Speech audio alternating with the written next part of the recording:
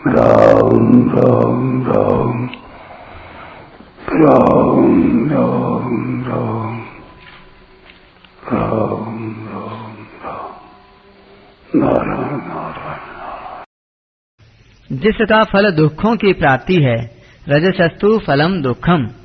इसलिए यहाँ भगवान अर्जुन को कर्मों का त्याग करने के लिए नहीं कहते, प्रत्युत स्वार्थ, ममता, फलासक्ति, कामना, वासना, पक्षपात आदि से रहित होकर शास्त्र विधि के अनुसार सुचारू रूप से उत्साह पूर्वक कर्तव्य कर्मों को करने की आज्ञा देते हैं, जो सात्विक त्याग कहलाता है। स्वयं भगवान भी आगे चलकर कहते हैं कि मेरे लिए कुछ भी करना शेष नहीं है, फिर भी मैं सावधानी पूर्वक कर्म करता हूँ। कर्तव्य कर्मों का अच्छी तरह आचरण करने में दो कारणों से शिथिलता आती है। एक तो मनुष्य का स्वभाव है कि वह पहले फल की कामना करके ही कर्म में प्रवृत्त होता है। जब वह देखता है कि कर्मयोग के अनुसार फल की कामना नहीं रखनी है, तब वह विचार करता है कि कर्म ही क्यों करूं। और दूसरे, कर्म आरंभ करने के बाद जब अंत में उसे पता लग जाए कि इसका फल विपरीत होगा, तब वह विचार करता है कि मैं कर्म तो अच्छा से अच्छा करूं, पर फल विपरीत मिले तो फिर कर्म करूं ही क्यों। कर्मयोगी न तो कोई कामना करता है और न कोई नाशवान फल ही चाहता है, वह तो मात्र संसार का हित सामने रखकर ही कर्तव्य कर्म करता है। अतः उपर्युक्त दोनों कारणों से उसके कर्तव्य कर्म में शिथिलता नहीं आ सकती। मार्मिक बात, मनुष्य का प्रायः ऐसा स्वभाव हो गया है कि जिसमें उसको अपना स्वार्थ दिखाई देता है, उसी कर्म को वह बड़ी तत्परता से करता है, परंतु वही कर्म उसके लिए बंधन कारक हो जाता है। अतः इस बंधन से छूटने के लिए उसे कर्मयोग के अनुसार आचरण करने की बड़ी आवश्यकता है। कर्मयोग में सभी कर्म केवल दूसरों के लिए किए जाते हैं, अपने लिए कदापि नहीं। दूसरे कौन कौन हैं, इसे समझना भी बहुत जरूरी है। अपने शरीर के सिवाय दूसरे प्राणी पदार्थ तो दूसरे हैं ही, पर ये अपने कहलाने वाले स्थूल शरीर, सूक्ष्म शरीर यानी इंद्रियां, मन, बुद्धि, प्राण और कारण शरीर जिसमें माना हुआ अहम है, ये भी स्वयं से दूर ही हैं। टिप्पणी, जैसे संसार पर है, ऐसे ही शरीर, इंद्रियां, मन और बुद्धि भी पर अर्थात दूसरे ही हैं। अतः कर्मयोगी इनको अपना न मानकर इनकी भी सेवा करता है। शरीर को निद्रालु, आलसी, प्रमादी, निकम्मा और भोगी न बनने देना शरीर की सेवा है।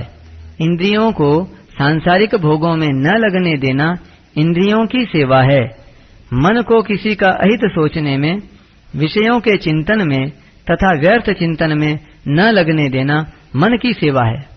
बुद्धि को दूसरों के कर्तव्य पर विचार न करने देना, दूसरा क्या करता है क्या नहीं यह न सोचने देना बुद्धि की सेवा है। वास्तव में शरीर, इंद्रियां, मन और बुद्धि में ममता आसक्ति न रखना ही इनकी सबसे बड़ी सेवा है। कारण कि स्वयं जीवात्मा चेतन परमात्मा का अंश है और ये शरीर आदि पदार्थ जड़ प्रकृति के अंश हैं। समस्त क्रियाएं जड़ में और जड़ के लिए ही होती है। चेतन में और चेतन के लिए कभी कोई क्रिया नहीं होती। अतः करना अपने लिए है ही नहीं, कभी हुआ नहीं और हो सकता भी नहीं। हाँ, संसार से मिले हुए इन शरीर आदि जड़ पदार्थों को चेतन जितने अंश में मैं, मेरा और मेरे लिए मान लेता है, उतने अंश में उसका स्वभाव अपने लिए करने का हो जाता है। अतः दूसरों के लिए कर्म करने से ममता आसक्ति सुगमता से मिट जाती है। शरीर की अवस्थाएं बचपन, जवानी आदि बदलने पर भी मैं वही हूँ, इस रूप में अपनी एक निरंतर रहने वाली सत्ता का प्राणी मात्र को अनुभव होतन की परमात्म तत्व के साथ स्वतः एकता है और परिवर्तनशील शरीर, इंद्रियां, मन, बुद्धि आदि की संसार के साथ स्वतः एकता है। हमारे द्वारा जो भी क्रिया की जाती है वह शरीर, इंद्रियों आदि के द्वारा ही की जाती है, क्योंकि क्रिया मात्र का संबंध प्रकृति और प्रकृति जन्य पदार्थों के साथ है, स्वयं अपने स्वरूप के साथ नहीं। इसलिए शरीर के संबंध के बिना हम कोई भी क्रिया नहीं कर सकते। इससे यह बात निश्चित रूप से सिद्ध होती है कि हमें अपने लिए कुछ भी नहीं करना है। जो कुछ करना है संसार के लिए ही करना है, कारण कि करना उसी पर लागू होता है जो स्वयं कर सकता है। जो स्वयं कुछ कर ही नहीं सकता उसके लिए करने का विधान है ही नहीं। जो कुछ किया जाता है संसार की सहायता से ही किया जाता है, अतः करना संसार के लिए ही है। अपने लिए करने से ही मनुष्य कर्मों से बंधता है। यज्ञार्थात कर्मणोऽन्यत्र लोकोऽयं कर्म बंधनः। विनाशी और परिवर्तनशील शरीर, इंद्रियां, मन और बुद्धि आदि के साथ अपने अविनाशी और अपरिवर्तनशील स्वरूप का कोई संबंध नहीं है, इसलिए अपना और अपने लिए कुछ भी नहीं है। शरीर आदि की सहायता के बिना हम कुछ नहीं कर सकते, इसलिए अपने लिए कुछ भी नहीं करना है। अपने सत स्वरूप में कभी कोई कमी नहीं आती और कमी आए बिना कोई इच्छा नहीं होती, इसलिए अपने लिए कुछ भी नहीं चाहिए। इस प्रकार जब क्रिया और पदार्थ से सर्वथा संबंध विच्छेद हो जाता है जो वास्तव में है, तब यदि ज्ञान के संस्कार हैं तो स्वरूप का साक्षात्कार हो जाता है, और यदि भक्ति के संस्कार हैं तो भगवान में प्रेम हो जाता है। परिशिष्ट भाव। मनुष्य कर्म करने से नहीं बंधता, प्रत्युत अन्यत्र कर्म करने से अर्थात अपने लिए कर्म करने से बंधता है। अतः यज्ञार्थात कर्मणोऽन्यत्र लोकोऽयं कर्म बंधनः पदों का तात्पर्य है अपने लिए कुछ नहीं करना है।